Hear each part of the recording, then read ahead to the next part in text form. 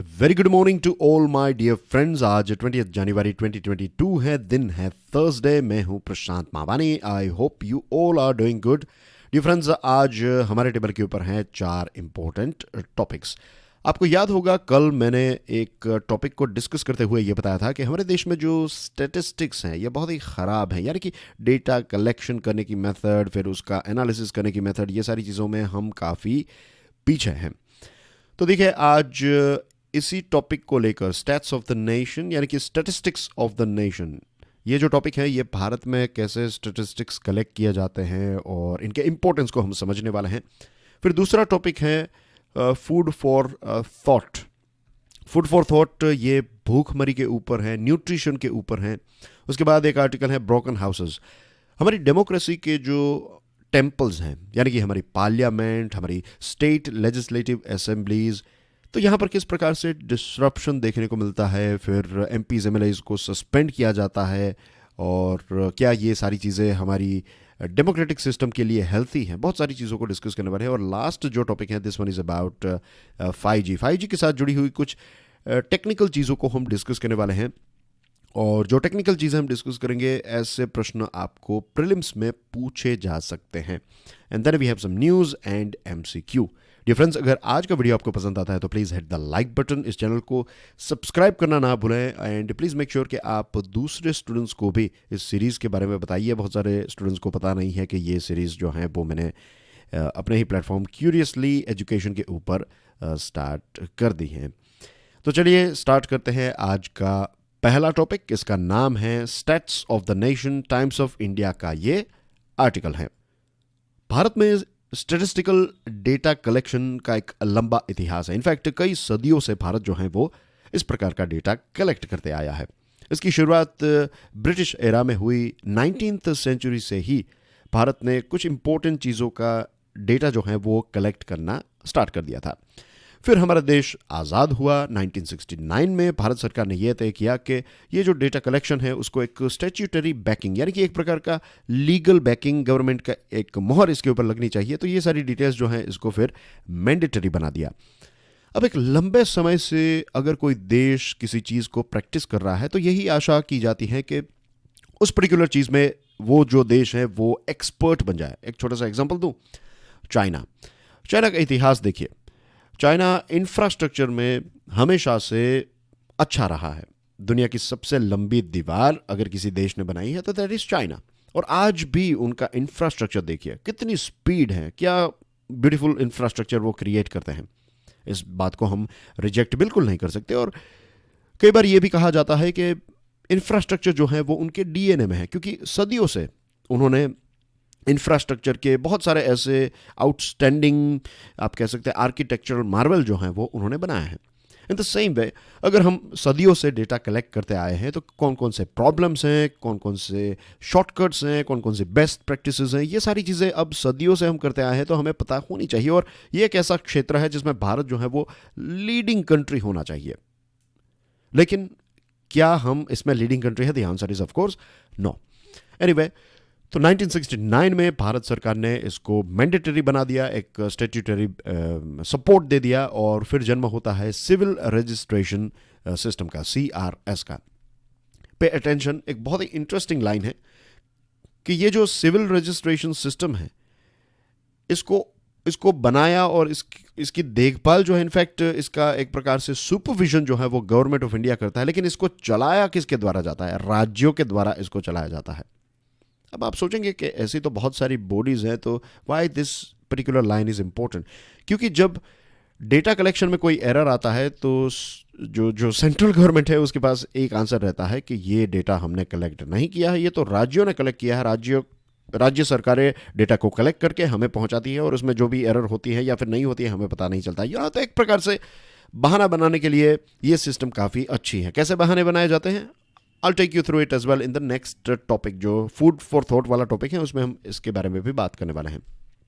अब ये civil registration system जो है इसका लक्ष्य ये है कि हमारे देश में जितनी भी मृत्यु होती है, जितने भी बर्थ्स होते हैं, डेथ्स होती हैं, तो इनका एक प्रॉपर डेटा हमारे पास रहे। अब ये टॉपिक इम्पोर्टेंट क्यों है? वाई स्टेटिस्टिक्स आर इम्पोर्टेंट, इसको भी आज हम समझेंगे। सुप्रीम कोर्ट में दो अलग अलग प्रोसीडिंग्स चल रही है। एक जो है वो कोविड के साथ जुड़ी हुई है, दूसरी जो है वो हंगर के साथ जुड़ी हुई है। अब कोविड की बात करें तो ये बहुत ही शॉकिंग चीज़ है। आप जस्ट इमेजिन कीजिए कि हमारे देश में राज्य सरकारें कहती हैं कि इतने लोगों की मृत्यु हुई, लेट्स से एक्स नंबर की मृत्यु हुई, लेट्स से कि गुजरात में 10,000 लोगों की कोविड की वजह से मृत्यु हुई। I am just giving you a rough example, ये राइट आंकड़ा नहीं है, ये आपको समझाने के लिए ये 10,000 यूज कर रहा हूं। अब 10,000 लोगों को, लेट्स से आपको हर एक व्यक्ति को आप 10,000 रुपए देंगे, लेट्स से, राइट। तो इसका जो भी टोटल आता है उससे ज्यादा कॉम्पनसेशन क्लेम जो है उसकी रिक्वेस्ट आपके पास आई है। तो बेसिकली मरे हैं 10,000 लोग, लेकिन आपको 11,000 लोगों को पैसे देने हैं। तो ऐसा कैसे हो सकता है? That is this sort of things are happening because of problems with data collection, problems with our statistics. कि मृत्यु इतने लोगों की हुई है और ज्यादा लोग पैसे मांग रहे हैं। और सिविल रजिस्ट्रेशन सिस्टम जो है इसकी क्वालिटी आप देखिए, अलग अलग राज्यों में अलग अलग इसकी क्वालिटी है। गोवा जैसे राज्य में अगर किसी व्यक्ति की मृत्यु होती है तो 100% रजिस्ट्रेशन होता है, कि चाहे वो हार्ट अटैक से मरे, चाहे कोविड से मरे, चाहे एक्सीडेंट से मरे, जो भी रीज़न है, उनके फैमिली मेंबर्स जाते हैं और जो सिस्टम है वहाँ पर जाकर, लोकल बॉडी के पास जाकर कहते हैं कि भाई इस व्यक्ति की हमारे यहाँ पर मृत्यु हो चुकी है। तो डेटा जो है वो प्रॉपर गोवा में 100% रजिस्ट्रेशन होता है। बिहार, झारखंड, उत्तर प्रदेश जैसे राज्यों में 10% से भी कम, दिस इज नॉट 10%, 10% से भी कम लोग जो हैं वो रजिस्ट्रेशन करवाते हैं। अब अगर आपके पास कितने लोग किस वजह से मरे हैं ये डेटा ही नहीं है, तो आप पॉलिसीज कैसे बनाएंगे? ये चीजें एक व्यक्ति के लिए, एक परिवार के लिए और पॉलिसी मेकिंग के लिए भी बहुत ही डेंजरस है। फिर आपको पता ही नहीं रहेगा कि आपको क्या करना है, मीन्स किस प्रकार की पॉलिसी आपको डिजाइन करनी चाहिए। और सुप्रीम कोर्ट ने भी ये कहा है कि जिस प्रकार से ये चीजें सामने आ रही है, लग रहा है कि सरकारें जो हैं वो अंधेरे में तीर चला रही है। अब आप कोविड की वजह से मरे हुए लोगों को क्या कॉम्पनसेशन, प्रॉपर कॉम्पनसेशन दे पाएंगे?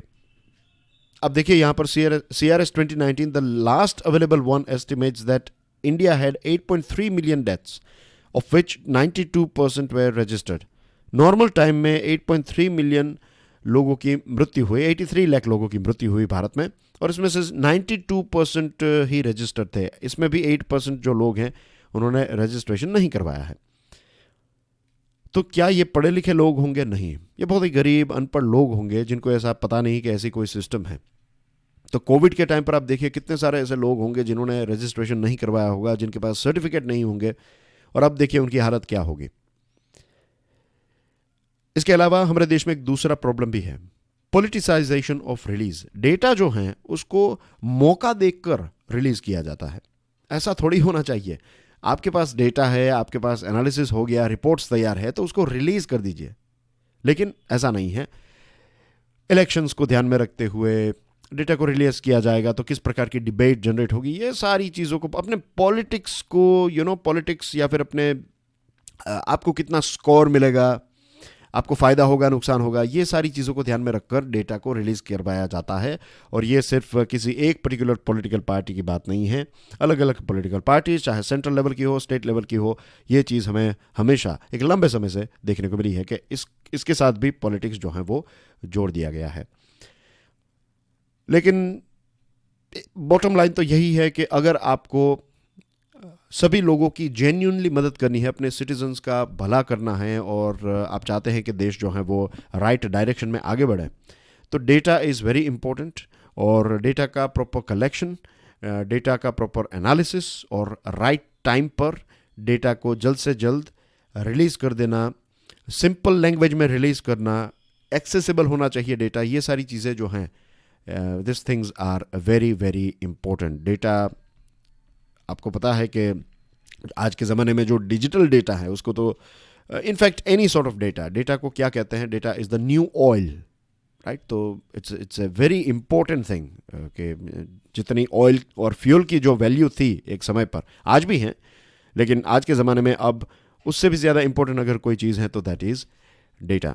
तो I hope this particular topic is clear to you now dear friends. अगर आप मोटिवेशनल कोट्स से अपने दिन की शुरुआत करना चाहते हैं, आपको मोटिवेशनल कहानियाँ, शॉर्ट स्टोरीज, ये सारी चीज़ें पसंद है, then do check out Curiously Forever. ये स्पॉटिफाई, गाना, जियो सावन, गूगल पॉडकास्ट, इसके अलावा बहुत सारे अलग अलग पॉडकास्ट के प्लेटफॉर्म्स पर अवेलेबल हैं, और इसके लिंक जो है वो मैं आपको डिस्क्रिप्शन में प्रोवाइड कर दूंगा, then you can check it out. Okay, now let's move on to the next topic. इसका नाम है फूड फॉर थॉट। ये पायोनियर का एक इंटरेस्टिंग आर्टिकल है।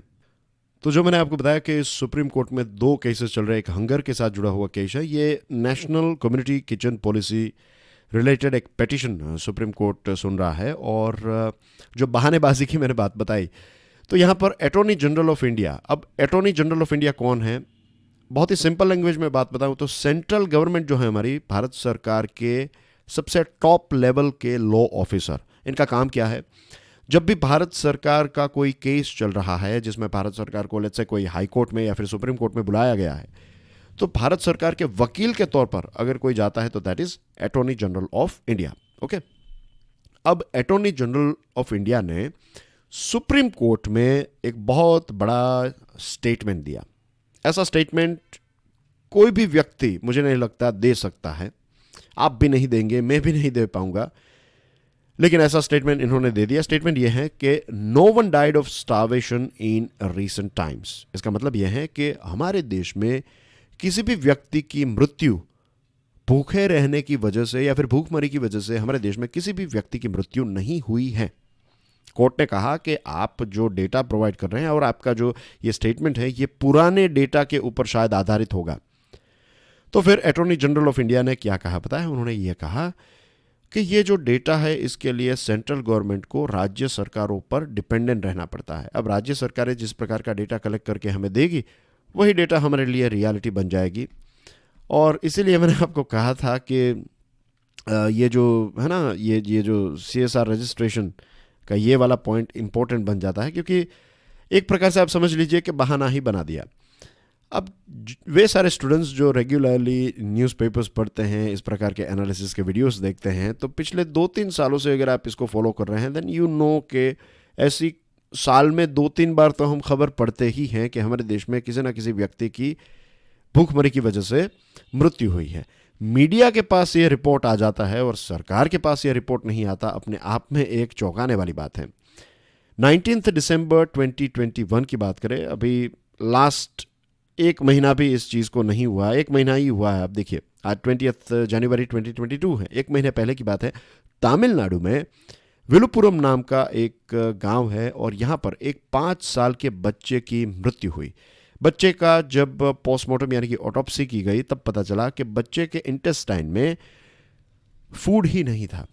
इसका मतलब ये है कि बच्चा पिछले लगभग 2 दिनों से ज़्यादा भूखा रहा होगा और इसकी मृत्यु हो गई। अटॉर्नी जनरल साहब ने शायद ये न्यूज़ आइटम जो है वो नहीं पढ़ी होगी।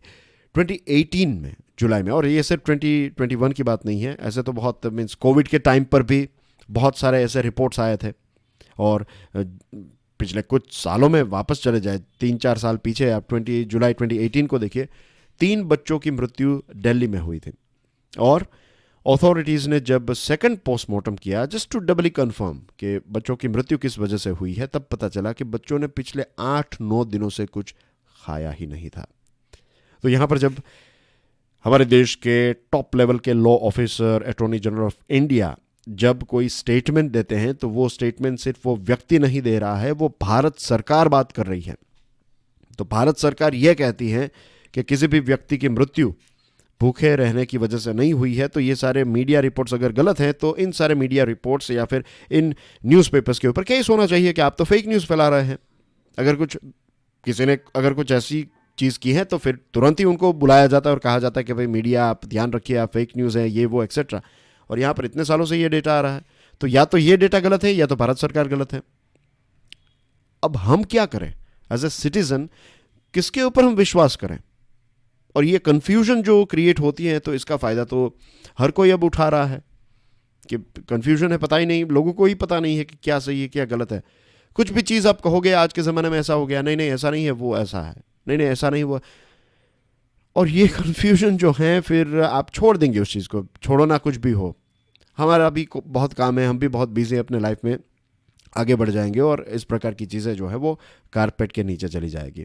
Current data indicates the presence of pre starvation stages among children. हमारे देश में आज प्री स्टारवेशन जैसी सिचुएशन है. स्टारवेशन का मतलब होता है कि कंप्लीट एब्सेंस ऑफ फूड, कि आपको खाना ही नहीं मिल रहा है, तो दैट इज स्टारवेशन. लेकिन स्टारवेशन से पहले का जो स्टेज है वो ये है कि आपको आज खाना मिला, फिर शाम तक कुछ खाना नहीं मिलेगा, कल दोपहर को खाना मिलेगा. तो कंप्लीट स्टारवेशन नहीं है, लेकिन एक बहुत लंबे लंबे ब्रेक्स जो हैं वो पड़ रहे हैं. एक प्रकार का कंटिन्यूस अपवास आपका चल रहा है. तो intermediate availability of food leads to hunger, which in turn leads to malnutrition that harms children by stunting that developmental milestone. मैंने आपको एक और बड़ा स्टेटमेंट बताया था, आई थिंक येस्टरडे या फिर डे बिफोर येस्टरडे, जापान का एग्जाम्पल भी दिया था कि किसी देश का सबसे इंपॉर्टेंट अगर कोई रिसोर्स है तो दैट इज़ ह्यूमन रिसोर्स या फिर ह्यूमन कैपिटल. अब अगर हमारे देश के जो यंगस्टर्स हैं, जो बच्चे हैं, जिनको हम कहते हैं कि हमारे देश का भविष्य है, अगर बच्चे माल नरिश्ड रहेंगे, अगर बच्चे स्टंटेड रहेंगे, वेस्टेड रहेंगे, उनकी हाइट बराबर नहीं है, उनका वेट बराबर नहीं है, और ये चीज़ ऐसे नहीं है कि बाद में आप उनको खाना पीना खिला देंगे तो वो प्रॉब्लम सॉल्व हो जाएगा. कुछ बीमारियां ऐसी हैं इनके साथ जुड़ी हुई कि वो लाइफ टाइम आपके साथ रहेगी. आपका जो एक मेंटल परफॉर्मेंस है वो हमेशा के लिए हैम्पर हो जाएगा. तो पढ़ाई लिखाई जो है वो फिर आप अच्छी नहीं कर पाएंगे. तो बेसिकली ये जो नुकसान है ये हमारे देश का शायद सबसे बड़ा नुकसान है कि हमारे बच्चे जो हैं, जो भविष्य हैं इस देश का, वही वीक हैं. और ये क्यों वीक है? क्योंकि उनको प्रॉपर खाना नहीं मिल रहा है. वो the hungry need is not just any food but nutritious food. आप सिर्फ उनको हर रोज़ आप उनको चावल दे रहे हैं, हर रोज़ आप उनको दाल दे रहे हैं, दाल चावल ये चल रहा है, या फिर दाल रोटी, या फिर एक सब्जी और रोटी, दैट इज़ नॉट इनफ. आपको भूख नहीं, आपको लगेगा कि भरपेट खाना खा रहे हैं, लेकिन न्यूट्रिशन आपको जो है वो नहीं मिल रहा है. Balance diet is very very important. और भारत की जब हम फूड सिक्योरिटी की बात करें तो आप 5 किलो, 10 किलो, 50 किलो चावल दे दीजिए, 50 किलो गेहूं दे दीजिए, उससे फूड सिक्योरिटी नहीं है, उससे तो सिर्फ हंगर के साथ हम लड़ पाएंगे. प्रॉपर ओवरऑल डेवलपमेंट के लिए it is very very important कि लोगों को बैलेंस्ड डाइट यानी कि न्यूट्रिशन मिले. फूड सिक्योरिटी की डेफिनेशन जो है वो न्यूट्रिशन के बिना अधूरी है. आई होप आपको ये चीज़ समझ में आ गई होगी. अब millions of people have to skip single meal और मील्स ऑल टुगेदर. हमारे देश में आज भी, हमारे देश में कितने सारे लंगर चल रहे हैं, कितने सारे ऐसे भी ऑर्गेनाइजेशंस हैं, एनजीओज हैं, मंदिर हैं, मस्जिद हैं, गुरुद्वारे हैं, जो खाने पीने की चीज़ें जो हैं वो रिक्शों में डालकर गरीबों तक पहुंचाते हैं. You know, as like Swiggy Zomato की तरह गरीबों के एरियाज़ में जाकर उनको खाने पीने की चीज़ें प्रोवाइड करते हैं. फिर भी हमारे देश में बहुत सारे ऐसे लोग हैं जिनको दिन का एक मील स्कीप करना पड़ता है, या फिर कुछ मील्स जो हैं वो स्कीप करने पड़ते हैं. ऐसा इसलिए हो रहा है क्योंकि हमारे देश गरीब है. ऐसा इसलिए हो रहा है क्योंकि हमारे देश में हम इतनी ज़्यादा क्वांटिटी में फूड जो है वो पैदा नहीं कर पा रहे हैं. The answer is no. ऐसा बिल्कुल नहीं है. अगर कोई आपको ऐसा कहे कि क्योंकि हमारा देश गरीब देश है, हमारे देश में खेतीबाड़ी के प्रोडक्ट्स इतने ज़्यादा प्रोड्यूस नहीं हो रहे, इसकी वजह से ऐसा हो रहा है, तो let me tell you some shocking facts. हमारा देश जो है वो फूड वेस्ट में भी बहुत ही ज़्यादा आगे है. क्या आपको पता है कि हमारे देश में लगभग 40% जितना जो फूड ग्रेन है, वेजिटेबल्स हैं, 40% जितना फूड जो है वो ट्रांसपोर्टेशन के टाइम पर ही वेस्ट हो जाता है. ट्रांसपोर्टेशन, और बहुत सारे लोगों के घर में भी ऐसा है कि खाना पीना खा लिया, थोड़ा बहुत बचा है, या फिर ज़्यादातर जो खाते हैं उससे ज़्यादा बनाते हैं और फिर वो वेस्ट में चला जाता है. शादी में आप देख लीजिए, फंक्शंस में आप देख लीजिए, लोग भर प्लेट खाना लेते हैं लेकिन थोड़ी थोड़ी चीज़ें खाकर फिर छोड़ देते हैं. तो 40% जितना फूड हमारे देश में वेस्ट होता है. इसको अगर एक दूसरे पर्सपेक्टिव में देखें तो you will be shocked to know कि यूनाइटेड किंगडम नाम का जो देश है, यूके में जितना टोटल फ्रूट्स एंड वेजिटेबल्स वो लोग कंज्यूम करते हैं, वहाँ के लोग, टोटल फ्रूट्स एंड वेजिटेबल्स, उतना तो हमारे देश में वेस्ट हो जाता है. Can you believe this? Australia एक बहुत बड़ा देश है, right, in terms of geographical size. Australia जितना ग्रेन कंज्यूम करता है, वहाँ के लोग जितने ये जो दाल चावल एक्सेट्रा चीज़ें खाते हैं, उतने ग्रेन तो हमारे देश में वेस्ट हो जाते हैं। तो प्रॉब्लम हमारे देश में प्रोडक्शन का नहीं है, प्रॉब्लम है डिस्ट्रीब्यूशन का, प्रॉब्लम है ट्रांसपोर्टेशन का, प्रॉब्लम है स्टोरेज का, प्रॉब्लम है मैनेजमेंट का। The government of India must ensure diet diversity. सिर्फ जैसे मैंने आपको बताया दाल चावल दे देंगे उससे कुछ नहीं होगा, डाइट डाइवर्सिटी होनी चाहिए। कई जगहों पर आपको एग्स भी प्रोवाइड करने पड़ेंगे, कई जगहों पर आपको मीट भी प्रोवाइड करना पड़ेगा, कई जगहों पर आपको फिश प्रोडक्ट्स भी प्रोवाइड करने पड़ेंगे।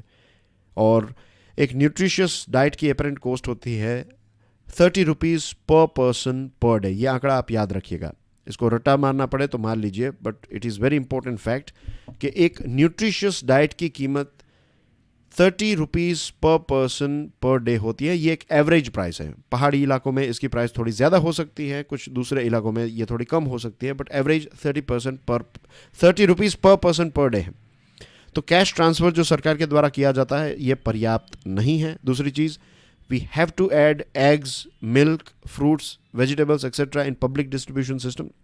जो राशन कार्ड की दुकान है वहाँ सिर्फ ये ग्रेन और पल्सेस देंगे, इससे कुछ नहीं होगा। We have to add this sort of things as well. कुछ राज्यों ने जो बच्चे हैं, जो माताएं हैं, उनको आंगनवाड़ी सिस्टम के तहत एग्स प्रोवाइड करने की शुरुआत की है, प्रोटीन उनको मिल जाए इसकी वजह से। तो this are the things that few states are doing, but इसको पैन इंडिया लेवल पर हमें करना पड़ेगा। Nutrition is not just food, nutrition is also great equaliser. ये एक समानता भी देश में क्रिएट करता है। So that's everything about this topic. Now let's move on to the next one. इसका नाम है Broken Houses। ये टाइम्स ऑफ इंडिया का आर्टिकल है। दोस्तों, हाल ही में महाराष्ट्र असेंबली ने 12 बीजेपी एमएलएज को सस्पेंड कर दिया है, और वो भी 1 साल के लिए। और इस चीज़ को नोट करते हुए सुप्रीम कोर्ट ने यह कहा है कि ये हमारी डेमोक्रेसी के लिए एक बहुत ही डेंजरस मूव है। अब आप देखिए, जब भी किसी जगह पर कोई सीट खाली होती है, कोई एमएलए की सीट खाली हो, लेट्स से कि एमएलए की मृत्यु हो गई और उसकी वजह से वो जो सीट है वो खाली हो गई, तो इलेक्शन कमीशन को as per the rule, as per the law, इस जगह की इस वेकेंट सीट को भरने का काम जो है वो 6 महीने के अंदर कर देना पड़ता है। ये एक फिक्स लिमिट रखी गई है कि 6 महीने के अंदर ये सीट जो है वो जो वेकेंट सीट है उसको आपको फिर से फिल कर देना है। तो जब आप 1 साल के लिए किसी को टर्मिनेट करते हैं या फिर सस्पेंड करते हैं, तो डेफिनेटली ये वो जो रूल है उसके साथ डायरेक्टली क्लैश होता है। तो कहीं ना कहीं आप कह सकते हैं कि ये कॉन्स्टिट्यूशनल नहीं है, क्योंकि ये सारी चीज़ें, तो ये जो सीट फिलअप करने की बात है ये कॉन्स्टिट्यूशनल बात है। लेकिन फिर असेंबली ही किसी को 1 साल के लिए सस्पेंड कर दे, तो दैट इज इन फैक्ट, और दैट मस्ट बी अनकॉन्स्टिट्यूशनल। दूसरी चीज़, 1 साल के लिए सस्पेंड करने का क्या फ़ायदा, मीन्स उसका रीज़न क्या है। मीन्स अगर कोई डिसरप्शन क्रिएट कर रहा है, सबसे पहले तो किसी को भी ऐसा डिसरप्शन जो है पार्लियामेंट के मंदिरों में, ये जो हमारे लोकतंत्र के मंदिर हैं जैसे कि हमारा पार्लियामेंट और हमारी स्टेट लेजिस्लेटिव असेंबलीज, तो यहाँ पर ऐसा नहीं करना चाहिए in an ideal world. But we are living in a country, right, जहाँ पर एक लंबे समय से ये एक ट्रेंड बन चुका है, और ये एक बहुत ही अनफॉर्चुनेट चीज़ है।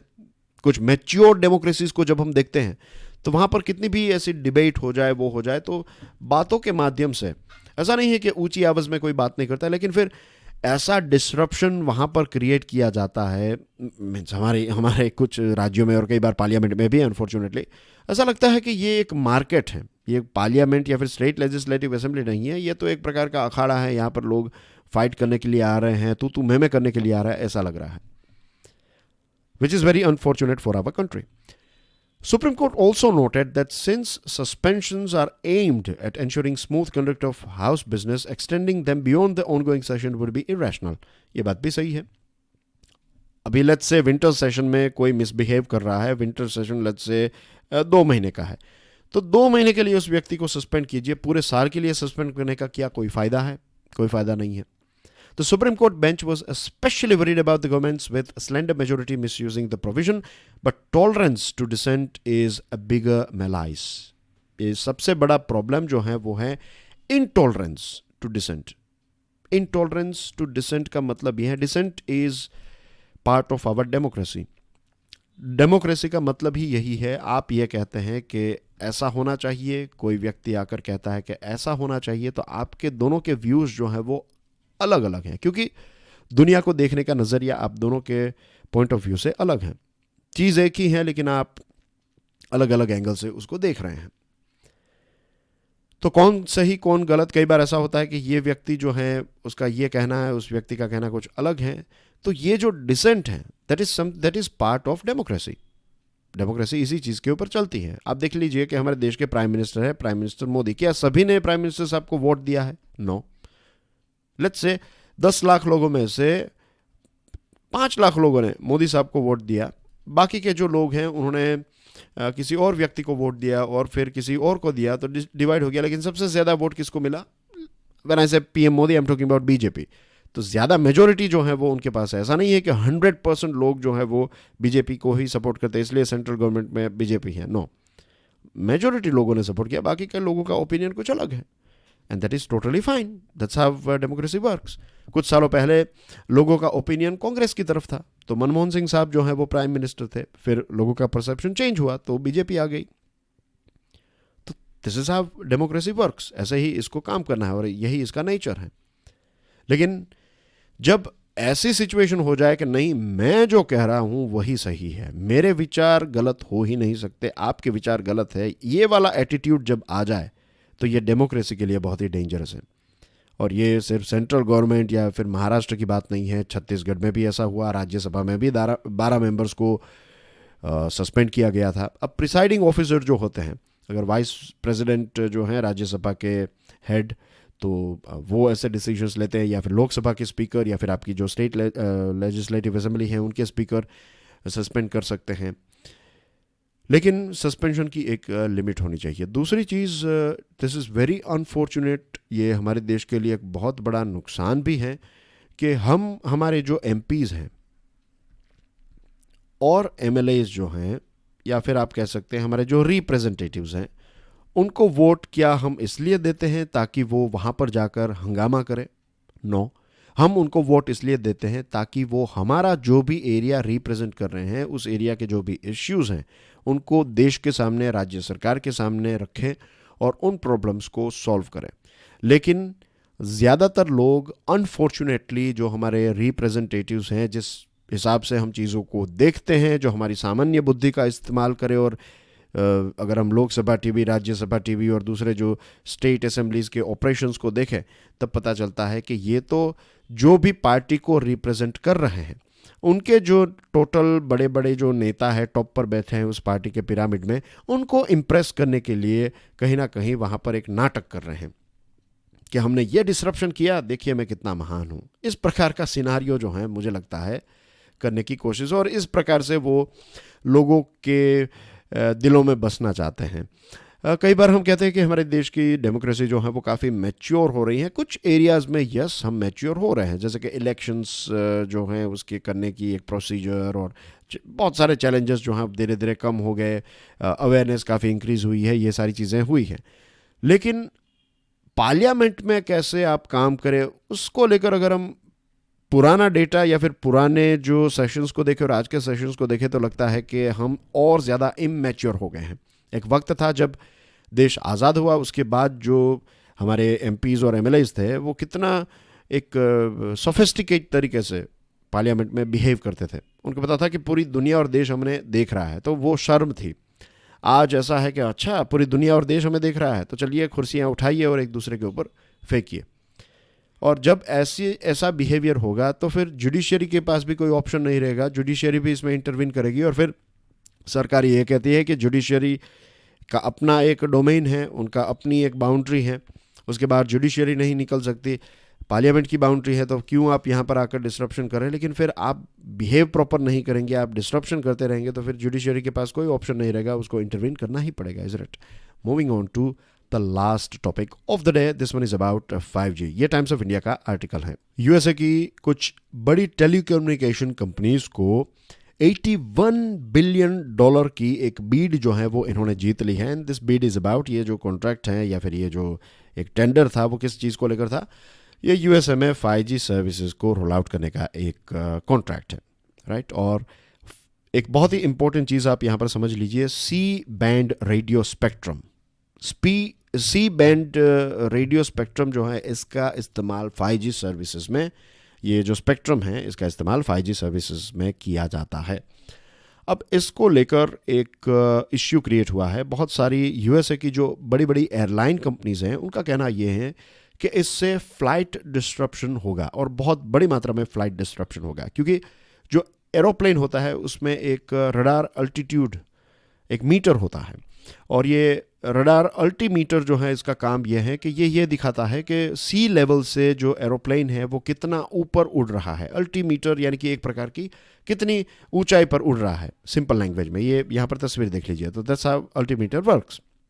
अब प्रॉब्लम यह है कि 5G सर्विस और ये जो अल्टीमीटर हैं, रडार अल्टीमीटर, ये दोनों सी बैंड रेडियो स्पेक्ट्रम के ऊपर काम करते हैं, और इसकी वजह से ये डिस्ट्रप्शंस जो हैं होने के चांसेस काफ़ी बढ़ जाते हैं।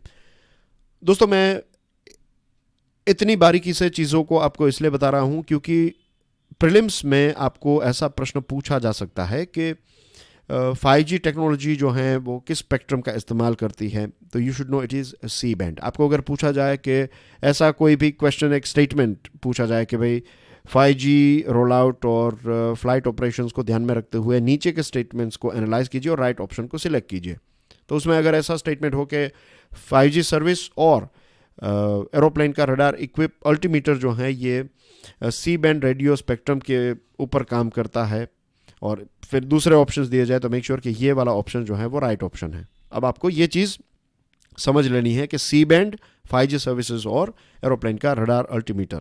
ओके, अब दुनिया के बहुत सारे देशों ने ऑलरेडी 5G सर्विसेज को लॉन्च कर दिया, जैसे कि साउथ कोरिया, चाइना, जापान और यूरोप के बहुत सारे देश, जैसे कि फ्रांस एग्जाम्पल। तो वो लोग जो हैं वहाँ पर इश्यूज नहीं हो रहा है ऐसा, और यूएसए में हो रहा है, और इसके पीछे रीजंस ये बताए जाते हैं। कुछ एरोप्लेन्स को लेकर जो रूल्स एंड रेगुलेशंस हैं यूएसए के, वो थोड़े अलग हैं compare to European nations and other countries. दूसरी चीज़ कि जो 5G सर्विस जो ये सी बैंड है, तो इसका जो पावर है वो थोड़ा ज़्यादा स्ट्रॉन्ग यूएसए यूज़ करता है compare to let's say France. तो इसमें कुछ चेंजेस करने पड़ेंगे, और ये एक इकोनॉमी के पॉइंट ऑफ व्यू से भी देखें तो एक बहुत बड़ा चैलेंज हो सकता है। सेफ्टी वाइज तो है ही, we have to be very careful with it, क्योंकि बहुत सारे लोगों की जान जा सकती है वर्स्ट केस सिनारियो में ऑफ कोर्स।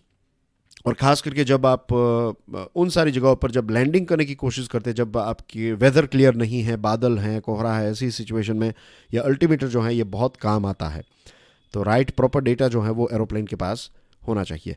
अब अनलॉकिंग की प्रोसेस हो रही है, ग्लोबल ट्रैवल जो है वो फिर से अब पता नहीं थर्ड वेव का क्या सिनारियो होगा। ये जो ओमिक्रॉन लेड वेरिएंट है या फिर ओमिक्रॉन लेड वेव है, उसकी वजह से क्या डिसरप्शन होगा। लेकिन कुछ समय पहले की बात करें तो फिर से होटल्स और रेस्टोरेंट्स में लोग आने जाने लगे थे, घूमने के लिए आने जाने लगे थे, बिजनेस के लिए ट्रैवल करने लगे थे। और ऐसे समय पर अगर फ्लाइट डिसरप्शन होती है तो यूएसए की इकोनॉमी को बहुत बड़ा नुकसान होगा, और सिर्फ यूएसए नहीं, दुनिया के बहुत सारे देशों के ऊपर भी इसकी इम्पैक्ट देखने को मिलेगी, क्योंकि आज हम एक बहुत ही कनेक्टेड वर्ल्ड में रहते हैं। Moving on to dear friends, news items. आज़ादी के अमृत महोत्सव, prime minister to launch 7 initiatives of Brahma Kumaris. फिर मॉरिशस और हमारे प्राइम मिनिस्टर साहब ने मिलकर एक India assisted social housing unit project को जॉइंटली इनॉग्यूरेट किया है। वैक्सीनेशन का आंकड़ा 159.54 करोड़ तक पहुंच गया है। Covishield and Covaxin applied for market approval bye expert committee. SEBI ने एक सारथी मोबाइल ऐप लॉन्च किया है, ये इन्वेस्टर के एजुकेशन के लिए है। और भूपेंद्र यादव साहब ने कहा है कि ensuring safety, security and welfare of working class is critical in making country and आत्मनिर्भर भारत। और हमारी सबकी प्यारी सानिया मिर्ज़ा जी ने, जो टेनिस स्टार हैं, उन्होंने ये तय किया है कि 2022 के सीज़न के बाद she is going to retire from tennis. HAL signs contract for export of ALH to Mauritius. फिर विक्रम बत्रा, जो कैप्टन विक्रम बत्रा है, तो उनका एक बस्ट अनवेल किया गया उनके पेरेंट्स के द्वारा पालमपुर मिलिट्री स्टेशन में। और इसके अलावा कुछ दूसरी न्यूज़ आइटम्स हैं, आप प्लीज़ PDF को डाउनलोड करने के बाद इनको देख लीजिएगा। कल मैंने जो आपको प्रश्न पूछा था एनी फ्रैंक के साथ जुड़ा हुआ, उसका राइट आंसर है एम्स्टर्डम। आप में से बहुत सारे स्टूडेंट्स ने उसका आंसर दिया है। और let me tell you one more thing, हमारी एक और चैनल है जिसका नाम है क्यूरियसली फॉर एवर। अभी जो आप ये लेक्चर देख रहे हैं, you are watching it on Curiously Education. Curiously for ever channel पर कल हमने एक वीडियो लॉन्च किया है एनी फ्रैंक के साथ जुड़ा हुआ, कि किसने इस छोटी सी बच्ची को धोखा दिया। एनी फ्रैंक की एक छोटी सी ब्रीफ बायोग्राफी भी है इसमें। इस वीडियो के लिंक जो है वो कमेंट सेक्शन में I will provide it to you, तो आप इसको देख सकते हैं। और आज का प्रश्न जो है वो आपकी स्क्रीन के ऊपर है। कथक माइस्ट्रो पंडित बिरजू महाराज को कौन सा अवार्ड, जो सिविलियन अवार्ड है, वो दिया गया था। तो 4 ऑप्शन है आपकी स्क्रीन के ऊपर। And that's everything from my side. अगर आप यहाँ तक पहुँच गए, दैट मीन्स आपको वीडियो पसंद आया, तो please hit the like button. And हमारी channel Curiously Education as well as Curiously for एवर को सब्सक्राइब करना ना भूलें। And please share this lecture with other students as well. तो चलिए दोस्तों, अब कल मिलेंगे early morning. Till then enjoy your studies. God bless you all. जय हिंद।